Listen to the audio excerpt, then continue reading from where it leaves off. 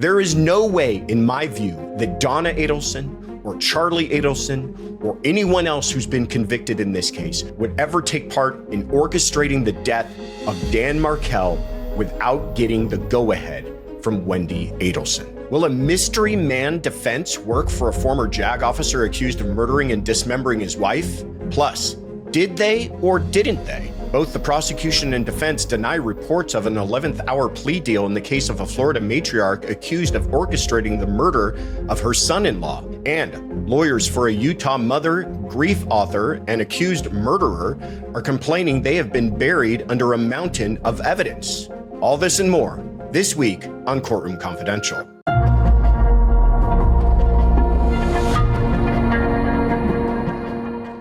I'll say this, next time you think it's going to be a slow week in true crime, do not hold your breath. We are recording this episode on Friday, August 8th, 2025, and this is your Courtroom Confidential weekly roundup. Let's jump in. Opening statements began this week in Georgia for a former naval officer accused of murdering and dismembering his wife. Nicholas Kassotis stands accused of murder in the November 2022 death of Mindi Kassotis. Hunters found Mindi's dismembered remains on December 2nd in Riceboro. Authorities said her body parts were found in multiple locations within a 3-mile radius. It took investigators months to identify the remains as belonging to Mindi, who had never been reported missing. A breakthrough finally came with the use of genetic genealogy on May 11th of 2023. The following day, Nicholas, who had remarried and been living under the assumed name of Nicholas Killian James Stark, was arrested in Lancaster, Pennsylvania. In their opening statement, prosecutors described how Nicholas, a decorated JAG officer with the Navy who held 2 law degrees, allegedly killed and dismembered Mindi while the couple were living in Savannah. Prosecutors alleged the couple was on the run at the time to avoid paying a $1.5 million divorce judgment to the defendant's first wife, and that Nicholas was having an affair with a woman he later married. The prosecution also focused on physical evidence they believe ties Nicholas to the crime, including his purchase of a Milwaukee knife at a Home Depot the day Mindi's body was dumped alongside with plastic tubs used to transport the body parts, which were recovered from the scene. The defense urged the jury to focus on the lack of concrete evidence while emphasizing that their client's actions, including lies and deception, were driven by fear for their lives rather than guilt or intent to harm. The defense claims the couple was on the run after an FBI agent named Jim McIntyre told them they were in danger and to trust no one.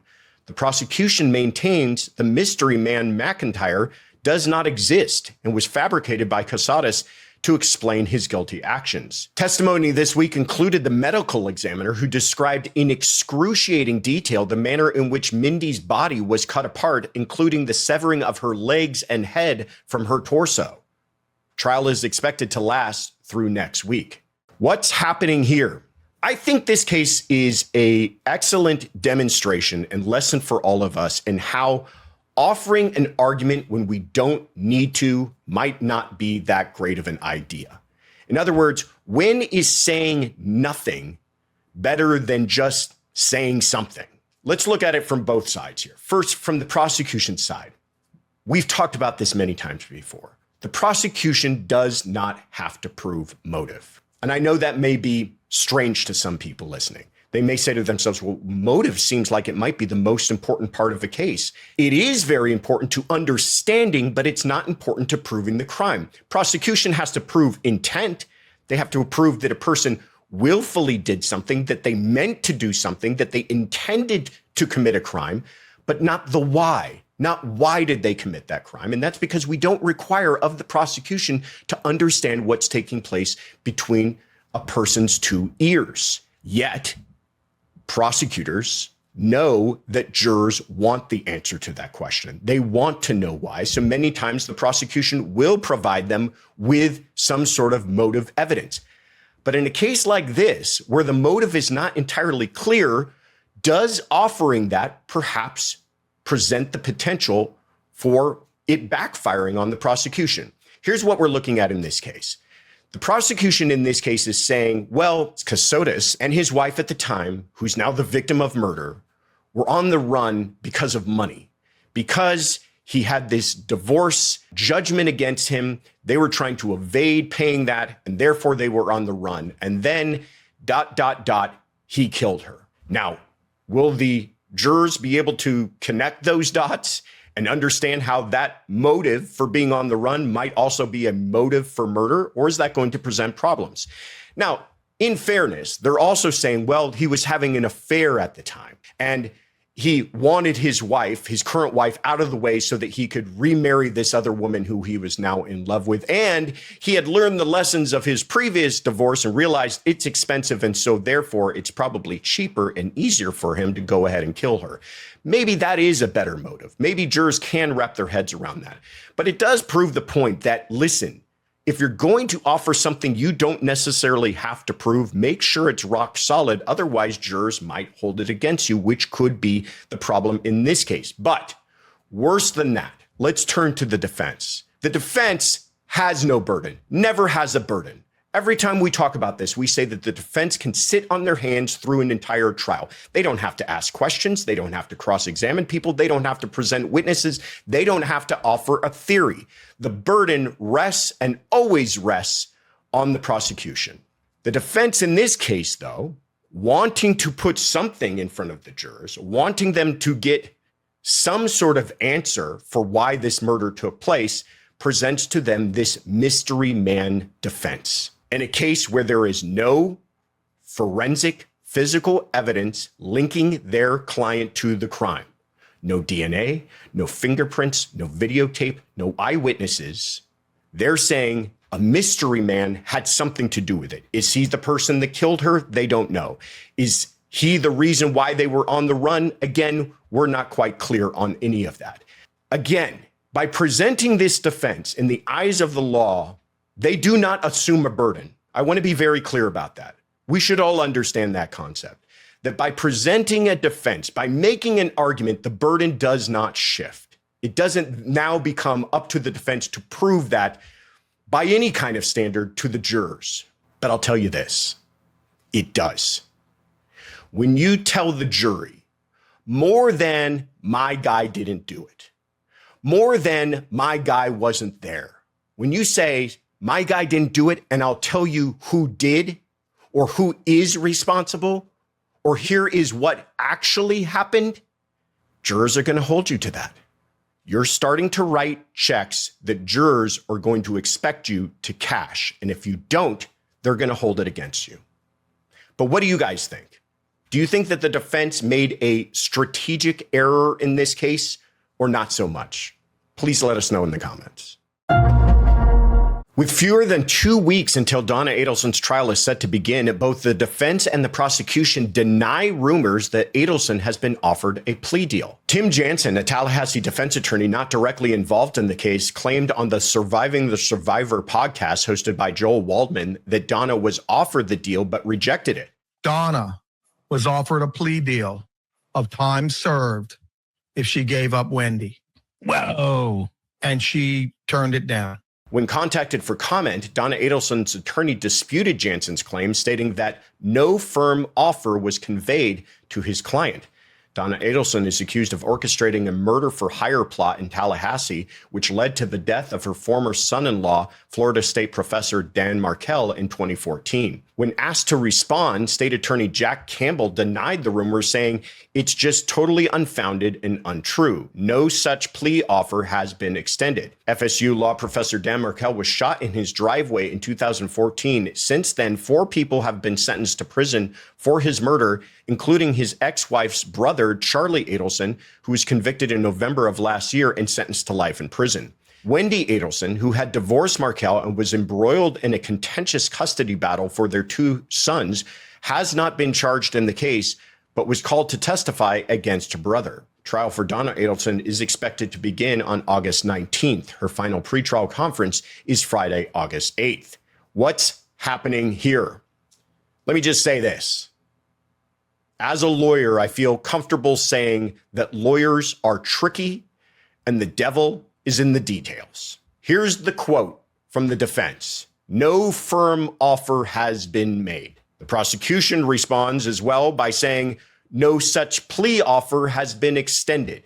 There's a lot of room for wiggle in those statements. You know, it's an unambiguous, unequivocal, leaving no room for interpretation statement. Quote, it didn't happen. Quote, we did not make any offer of any kind. But they were both very careful not to say that. I've been doing this a very long time, and I feel fairly fluent in lawyer speak. And to me, this sounds like they've definitely talked, that there's definitely been discussions about a plea, which is not surprising. That takes place in most cases. In fact, I'd be more surprised if they never discussed a plea. But what would that offer look like? Could getting Wendy Adelson be so important to the prosecution that they would be willing to let Donna walk free? To me, it's not shocking that an offer was made. What shocks me is if this is true and the offer was for time served. Think about it. What would that say about the prosecution's feeling on the case against Donna Adelson? You have charged this woman with a crime that can put her away for the rest of her life. You are saying that she orchestrated the murder for hire, an assassination of a man over child custody issues. And that is so important in your pursuit of justice and the protection of the people of Florida that you are willing to put this woman in prison for the rest of her life. But now you're saying it's so much more important to put this other person in prison for the same crime that you're willing to let one of them walk free. Just doesn't make sense to me. What value would Donna have that this kind of plea deal would actually be on the table? Could their case against Wendy be so weak that they feel like they need this evidence? They need Donna speaking so badly in order to even bring charges against Wendy. None of it really makes sense to me. And in fact, none of it follows the track record of this very professional and systematic prosecution that we have seen up and to this point. Now, could this have been, what do you want to call it? Courtroom big talk between attorneys? Hey, any chance your client wants to plead? Any chance you want to let our client go? Sure. She willing to give up Wendy? I could see that happening, but it sure isn't the way this is being reported.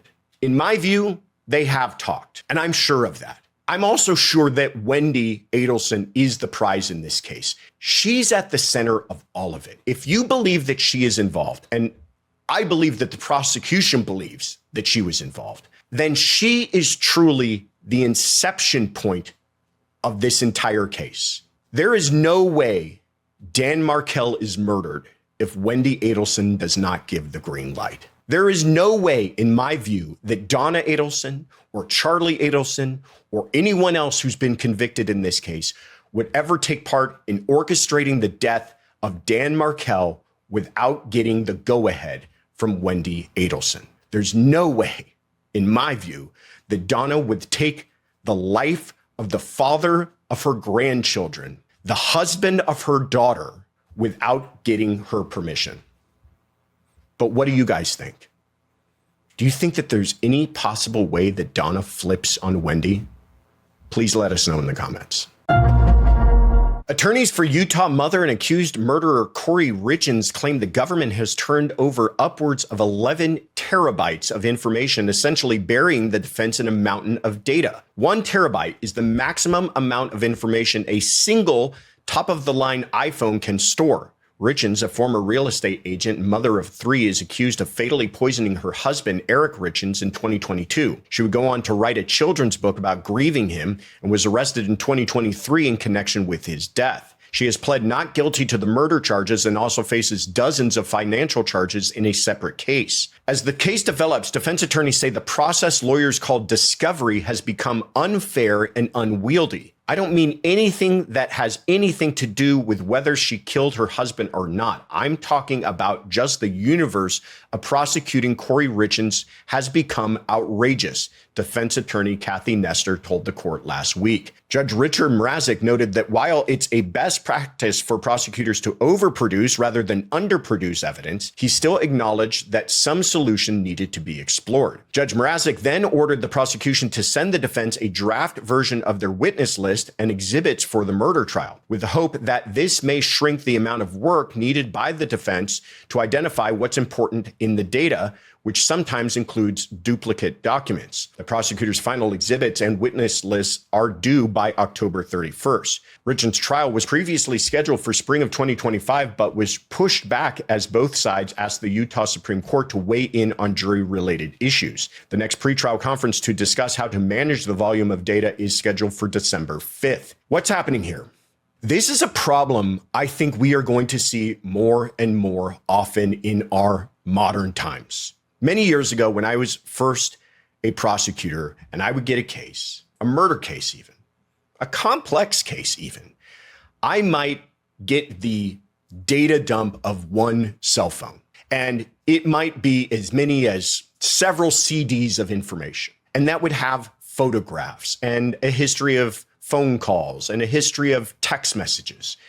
And I could hand that over to the defense. Now, each phone is a computer in itself. Each phone contains not only text messages and phone calls, but emails and photos and internet search history and geolocation and banking information and purchase history and health information and the temperature at the time and connected devices and application data and metadata for all of it. And it's not just phones, by the way, that detectives are recovering. They're also recovering computers and laptops and iPads and smartwatches and vehicle computers and surveillance cameras. Terabytes of information easily can be turned over. And it's going to become more and more with each passing year. And it's expected more and more in every single case. When will it end, and will it ever end? And this type of problem will become more frequent and more severe as time goes on. Think about it. In this case, we're talking about a poisoning. This is not a cyber crime. This is not a complex series of crimes. We're not talking about a huge overarching conspiracy involving several years of crimes with several different defendants and several different co-conspirators and many different victims. We're talking about one defendant, one event, one evening, and one victim. And still, terabytes of information are being turned over. But I'll tell you this, the solution is not what the judge presented in this case. I like this judge. I think this judge has been very fair. But this solution is not it. And it's not that the prosecution is to blame here. The prosecution did their job. They are supposed to turn everything over. But by asking them to outline their case with their potential witnesses and the exhibits that will be attached to that, it may be helpful, but that's not the answer. Because the defense is looking at all of this evidence through a different lens. What is important to the prosecution in proving their case may not be all that significant or important to the defense. And what the prosecution may feel is immaterial to their case may be incredibly important to the defense and whatever theory they have about this case. And how will they know, meaning the defense, how will they know what is or what is not important without going through everything? They owe that to their client. She's on trial for her life. They cannot give her an answer of, we allowed the prosecution to provide us with a roadmap and we didn't actually take a look at ourselves at everything. That's the problem here. They have to look at everything. That's their job. But what do you guys think? How can we possibly solve this problem? I'm serious. If you have ideas, throw them out. Please let us know in the comments. Before we dive into the other cases making headlines this week, I'm going to ask one very small favor from you, and that is, if you haven't already, please take a moment to subscribe to this channel now. We want to continue to provide you with the highest quality content that we possibly can, and the best way we can do that is through your support. Also making headlines, after a nearly week-long manhunt in West Tennessee, an alleged quadruple murderer was arraigned on Thursday for the deaths of the parents, grandmother, and uncle of a baby who was found abandoned on July 29th. 28-year-old Austin Drummond was arrested Tuesday in Jackson and charged with 4 counts of first-degree murder, aggravated kidnapping, and abandonment. A judge entered a not guilty plea on his behalf before appointing an attorney. Authorities say Drummond targeted the family of his girlfriend, killing Matthew Wilson, age 21, Adriana Williams, age 20, Courtney Rose, age 38, and Braden Williams, age 15, in Tiptonville on July 29th, roughly 40 miles from where the 7-month-old girl was later found, left in a random Dyer County yard. Drummond was out on bail for unrelated charges stemming from his time in prison for a 2013 robbery and threats against jurors, where he was sentenced to 13 years in prison. 3 other individuals are now charged with helping Drummond after the murders. Diara Sanders, age 23, was charged with accessory after the fact. Tanaka Brown and Giovanni Thomas, both 29, faced the same charge, and Brown was also charged with tampering with evidence. Drummond was ultimately found hiding in a vacant pool house. A caretaker encountered him there and said Drummond pointed a gun at him before fleeing. The district attorney for the state of Tennessee declared that he intends to seek the death penalty, leading the judge to deny bond. The next court appearance is scheduled for August 14th. A Massachusetts woman charged with leaking grand jury material related to one of the state's most high-profile cases pled guilty on Monday. Jessica Leslie admitted in Boston federal court to criminal contempt for disclosing sealed grand jury details to unauthorized individuals between August 2022 and March 2024.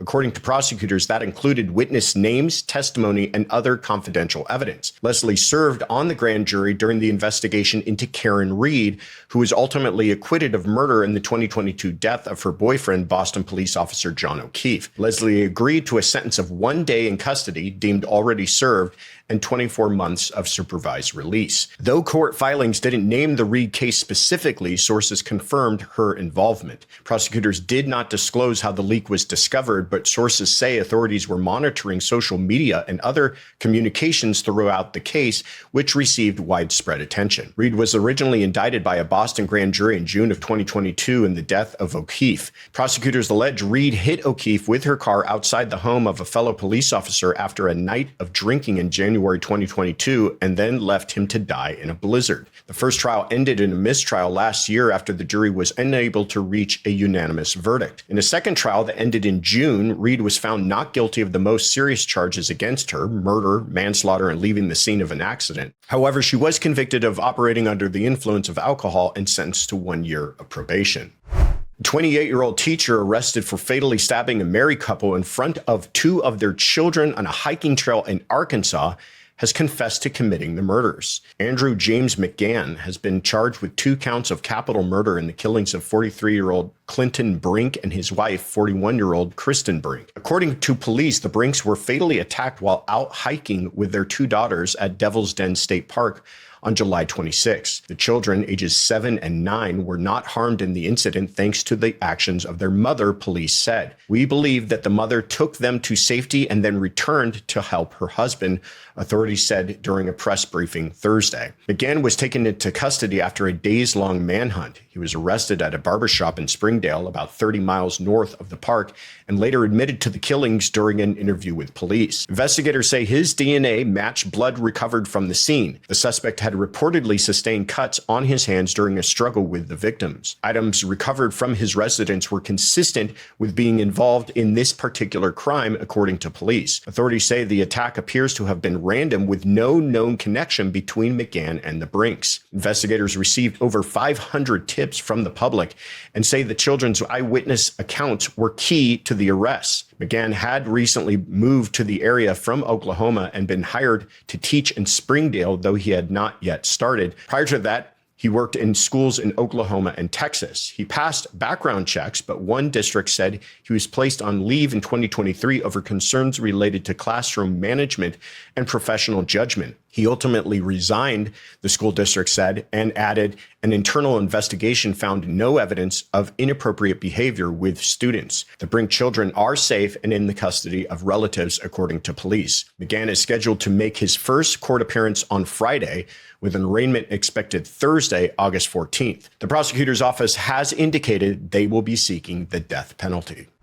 A former sheriff accused of shooting and killing a Kentucky judge in his chambers wants his psychological evaluation unsealed. Attorneys for Shawn Mickey Stines, a former Letcher County sheriff charged in the September 2024 death of Judge Kevin Mullins, filed a motion on Tuesday to unseal a previously ordered psychological evaluation. According to the motion, the evaluation was previously conducted and filed under seal by the court, and the results are relevant to issues anticipated for an August 15th hearing. The defendant seeks to introduce portions of the psychological evaluation at the evidentiary hearing to support his defense and ensure the court has a full and fair understanding of the relevant facts, the motion said. The upcoming hearing is for a previous motion filed in June, which moved to dismiss the indictment against Stines. His attorneys alleged that a prior meeting was held between the Commonwealth and the grand jury regarding the case that was not recorded. The motion also argues that the grand jury asked questions and were prevented from hearing complete answers, including mental health information that was not disclosed. Stines resigned on October 1st of 2024, just hours before he appeared in court, and pled not guilty. He could face the death penalty if convicted.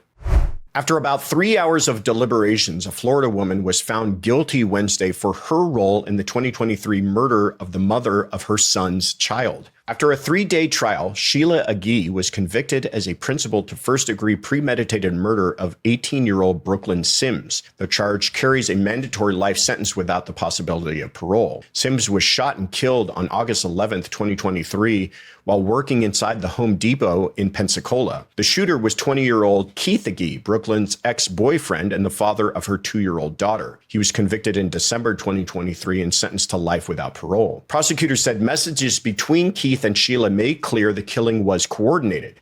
Keith told his mother that he was going to kill Sims, and Sheila appeared to encourage it. Sheila and Sims were both working as contracted employees at the store, and authorities say Sheila had driven Sims to work that morning. In one message, she told her son, "If you don't come kill her, you are a MF bitch." In another, she wrote, "Don't shoot at my MF car. I don't want to die, and wait till I put her out." She even sent a map of the Home Depot. Keith testified during his 2023 trial that he believed Sims had given him an STD. After testing positive for an STD, he immediately left his job in Alabama and drove to his grandmother's house, grabbed his firearm, and proceeded to drive to Pensacola. Keith said he felt enraged, betrayed, and hurt, and he told the jury he intended to get revenge on Sims. After the shooting, Sheila was arrested 3 days later in Washington County, Alabama. Video showed she had attended a balloon release honoring Sims just hours before the arrest. This was the second trial for Sheila. Her first, in November of 2024, was declared a mistrial after jurors said they were concerned for their physical safety while deliberating due to the argumentative nature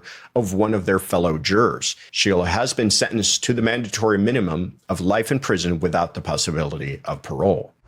A manhunt is underway for a former U.S. Army soldier who's been at large for days after allegedly gunning down 4 people at a Montana bar. Michael Paul Brown, age 45, is suspected of opening fire last week at the Owl Bar in Anaconda, a city of about 9,000 people in southwestern Montana, authorities said. The victims were identified as bartender Nancy Kelly, 64, and patrons Daniel Bailey, 59, David Leach, 70, and Tony Palm, age 74.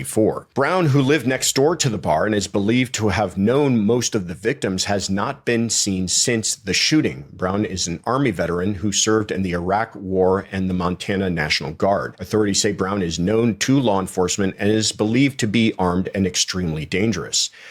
38 local, state, and federal agencies are involved in the search, and Montana's governor has authorized emergency funds to support the investigation. The suspect's brother, William Brown, is currently serving a life sentence in prison for murder in the same community. William Brown was convicted of murder in 2000, and a year later was convicted of escaping jail. He was sentenced in 2002. The U.S. Marshals Service is offering a $10,000 reward for information leading to Michael Paul Brown's capture. Anyone with information is asked to call 1-877-WANTED-2. So I wanted to tell you something that I came across while working my day job. I was checking my emails for criminal defense inquiries, and I had to wade through what felt like hundreds of spam emails. Just to find a few legitimate ones. It was frustrating, but more than that, it was a wake-up call. That kind of junk doesn't just show up by itself. So I Googled myself just to see what was out there, and it was disturbing. There were sites that listed my telephone number, my email address, even the names and addresses of my friends. And I didn't put any of it out there. It made me feel very exposed, and I'm sure many of you feel the same way. That is why we are very excited to announce our first ever sponsor, Aura. If you've ever wondered how scammers get your phone number and why you have an inbox full of junk, this is why. Brokers collect and sell your information without your permission and make billions doing it. Even though they are legally required to move it if you request them to do so, sometimes getting that done is almost impossible. Aura does the hard part for you, automatically requesting removal from those shady websites and keeping that info off from them. We talk about security and crime all of the time on this channel, and I wasn't protecting myself. I was like the plumber whose own pipes leak at home. It's an all-in-one digital security platform. You get alerts if your information is found on the dark web, fraud alerts from your bank, a VPN, an antivirus, a password manager, and even $5 million in identity theft insurance. It's all in one app with US-based support 24/7. That's why I chose Aura and why we are recommending it to all of you. You can try it free for 14 days if you just go to aura.com/courtroom confidential. In those 2 weeks, you'll see exactly where your data is being exposed and sold. I'm not leaving myself vulnerable, and neither should you. It's a great product, and it's a great way to support the channel. Please check it out. Before we get to what's coming up next week, I wanted to say thank you so much for being a part of this growing community, and to give a very special shout out to Gina Gilmore for their review on Apple Podcasts, and to our CC crew members, Fauna Estep 83814 and Tiff Knox, for your support over on YouTube. We can't thank you enough for your continued support. Please keep those reviews coming. We appreciate your help in spreading the word about Courtroom Confidential. On the docket for next week, Victor Martinez Hernandez, the man found guilty in April of killing Maryland mother Rachel Morin, will be sentenced on Monday, August 11th. He faces life in prison without the possibility of parole. Oklahoma pediatrician Dr. Neha Gupta, who was arrested in June for the drowning death of her 4-year-old daughter while visiting Florida, will be in court Monday, August 11th, for a motion hearing. Gupta was initially charged with first-degree murder, but it was announced Thursday that she's now facing a lesser charge of manslaughter. Brian Walsh, the Massachusetts man accused of killing and dismembering his wife, Anna, will be in court for a scheduling conference on Tuesday, August 12th. Gregory Moore, a former divorce attorney accused of killing his client, Eliza Sherman, in 2013, will be back in court on Thursday, August 14th, for a hearing. And finally, please join us this Sunday for our special question and answer series, Sunday Fun Day. All are invited to leave us a voice message at thecourtroomconfidential.com, which I will answer live during tomorrow's show at 9 a.m. Pacific, noon Eastern. You can find the live stream on YouTube, X, and Facebook. And that is it for us this week, folks. I am your host, Josh Ritter. You can find us on social media at CR Confidential on X, at The Courtroom Confidential on Instagram, or at thecourtroomconfidential.com. Thank you again for joining me. Have a great weekend, and I will see you again next week for another episode of Courtroom Confidential.